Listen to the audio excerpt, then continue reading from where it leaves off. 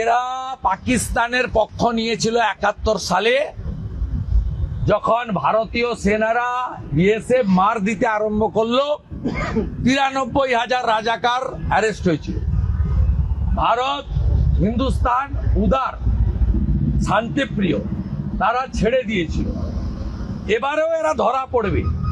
এবারে যাতে ছাড়া না হয়, যে ভাষায় উত্তর দিলে এরা সন্তুষ্ট হয় সেই ভাষায় উত্তর দেওয়ার জন্য আমরা প্রস্তুত থাকব। আর আমার কাছে খবর আছে, ঢাকা থেকে ৩ লক্ষ হাতে টানা রিক্সা রওনা দিয়েছে কলকাতা দখল করার জন্য।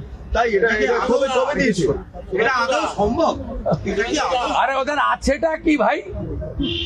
আছে কি?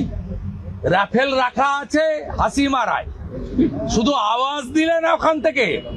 আমি কালকেও বলেছি, আবারও বলছি, ভদ্র ভাষায় বলছি, প্যান্টে বাথরুম হবে।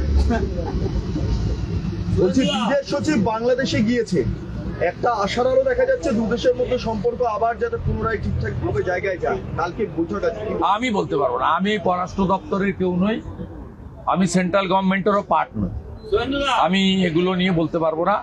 এর জন্য পররাষ্ট্র সচিব আছেন, এর প্রতিবাদ করছে আমার মতো করে।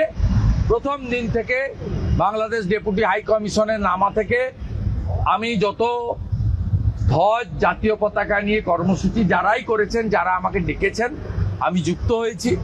আগামীকালও বঙ্গীয় জাগরণ মঞ্চ থেকে বসিরহাটের বর্ডারে ঘোজাডাঙ্গাতে অবরোধ রেখেছেন, সেখানে আমিও উপস্থিত হয়ে তাদেরকে খানিকটা সময় সঙ্গ দেব। বলছি, বিএনপি নেতা সেটা হচ্ছে মুখ্যমন্ত্রী আজকে বললেন যে সীমান্তে বহু মানুষ অপেক্ষা করছে পশ্চিমবঙ্গে বা ভারতে প্রবেশ করার জন্য।